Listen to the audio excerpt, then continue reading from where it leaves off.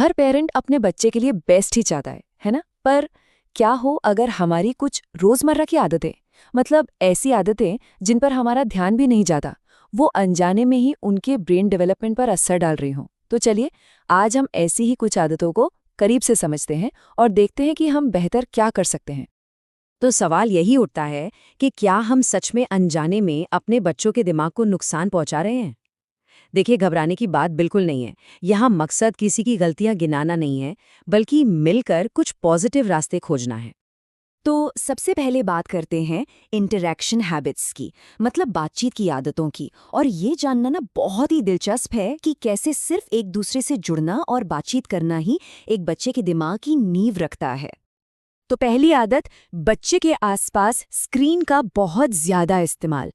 और हाँ, ये भी ध्यान रखना जरूरी है कि शुरुआती सालों में जिसे हम एजुकेशनल कंटेंट कहते हैं ना, वो भी असल में एक प्रॉब्लम हो सकता है।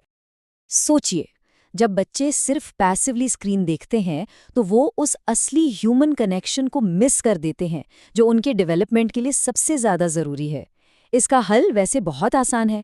उनके साथ जुड़िए, उनके साथ किताबें देखिए, गाने गाइए या बस यूं ही बातें कीजिए। और इसी से जुड़ी है हमारी दूसरी आदत, सर्व एंड रिटर्न जैसी बातचीत को नज़रअंदाज करना। अब ये सर्व एंड रिटर्न क्या भला है, चलिए समझते हैं। ये कॉन्सेप्ट ना सुनने में बड़ा सिंपल लगता है, लेकिन है बहुत पावरफुल। इसे ऐसे समझिए, बच्चे का हर इशारा, हर किलकारी एक सर्व है, जैसे कोई गेंद फेंकता है, और हमारा जवाब एक रिटर्न है, मतलब गेंद को वापस पकड़ना।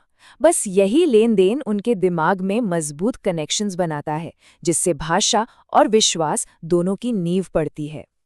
तो जब हम बच्चे की इन छोटी छोटी कोशिशों का जवाब देते हैं, तो इससे सिर्फ एक सेफ और मजबूत रिश्ता ही नहीं बनता, बल्कि ये उनके दिमागी ग्रोथ के लिए ज़रूरी स्टिम्युलेशन भी देता है। मतलब एक तीर से दो निशाने। ठीक है, अब आते हैं तीसरी आदत पर, और ये है घर में बातचीत की कमी या फिर ज्यादातर चुप्पी वाला माहौल। यहाँ पर जो सबसे जरूरी बात समझनी है वो ये है कि बच्चे का दिमाग एक स्पंज की तरह है। वो लगातार शब्द सुनता है और भाषा के तार जोड़ता जाता है। तो बस जो भी कर रहे हैं उसके बारे में बोलते रहिए। आपका बोलना उनके दिमाग के लिए किसी सुपर पावरफुल टूल से कम नहीं है, सच में। अच्छा, तो बातचीत की बात तो हो गई। अब बात करते हैं माहौल और रूटीन की, क्योंकि ये भी बहुत मायने रखते हैं। एक शांत और प्रिडिक्टेबल माहौल दिमाग को ग्रो करने के लिए वो ज़रूरी सेफ्टी देता है। तो हमारी चौथी आदत क्या है? वो है सोने का कोई फिक्स टाइम न होना और एक, कह सकते हैं, बिगड़ी हुई दिनचर्या।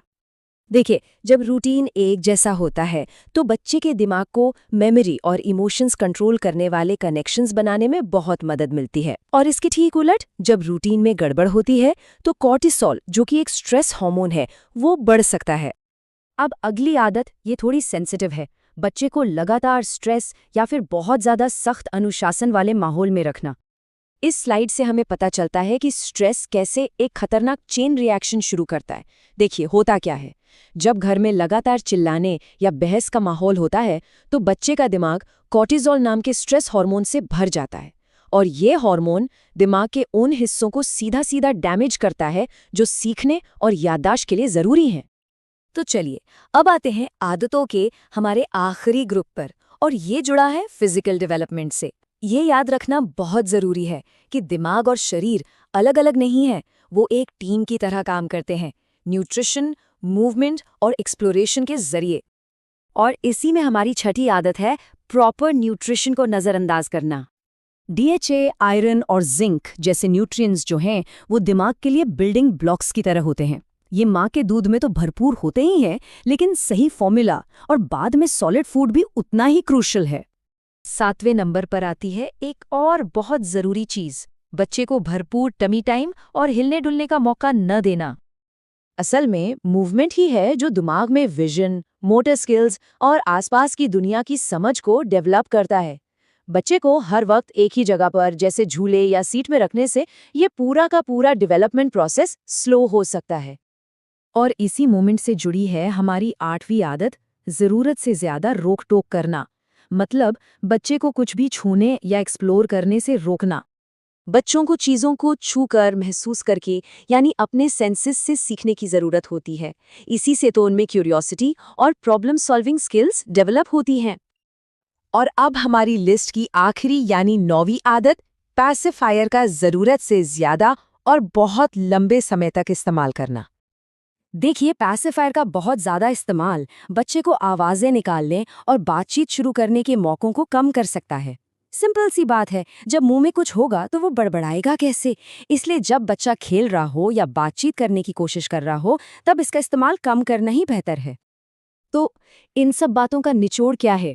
बस इतना कि हमें थोड़ा सा माइंडफुल होना है, सचेत रहना है। और अच्छी बात पता है क्या है? कि छोटे-छोटे बदलाव भी बहुत बड़ा असर डाल सकते हैं। जैसा कि ये कोट कहता है, एक बच्चे का मस्तिष्क प्यार, देखभाल और सुरक्षित खोज में फलता फूलता है। सच कहूं तो बस यही एक लाइन सब कुछ कह देती है ना? और यही है सबसे जरूरी टेकअवे। यहाँ मकसद परफेक्ट पेरेंट बनना नहीं है, बस अपनी रोज की जिंदगी में छोटे छोटे लेकिन प्यार और समझ से भरे बदलाव करने हैं। तो अब एक सवाल सबके लिए, आज आप अपनी तरफ से कौन सा एक छोटा सा बदलाव करने का संकल्प लेंगे? ये सोचने के लिए एक बहुत अच्छा सवाल है। इस जानकारी को अपना समय देने के लिए बहुत बहुत धन्यवाद। इन 9 आदतों में से किस बात ने आपको सबसे ज्यादा चौंकाया? और वो कौन सी एक आदत है जिसे बदलने का आपने सबसे पहले फैसला किया है? नीचे कमेंट्स में अपनी कहानी साझा करें, क्योंकि आपका अनुभव किसी दूसरे माता पिता की मदद कर सकता है। वीडियो देखने के लिए और अपने बच्चे के दिमागी विकास की इतनी परवाह करने के लिए धन्यवाद। अगर इस वीडियो ने आपको थोड़ी सी भी नई जानकारी दी है तो कृपया इसे लाइक करें, स्मार्ट परवरिश को सब्सक्राइब करें और उन माता पिता के साथ शेयर करें जो अपने नन्हे मुन्नों के लिए उज्जवल भविष्य चाहते हैं। याद रखें, यह वीडियो सिर्फ जानकारी देने के लिए है, इसे डॉक्टरी सलाह ना समझें। अगर आपको अपने बच्चे की हेल्थ या डेवलपमेंट को लेकर कोई भी चिंता है तो प्लीज डॉक्टर या एक्सपर्ट से सलाह जरूर लें। स्मार्ट परवरिश पर आपसे जल्दी ही दोबारा मुलाकात होगी।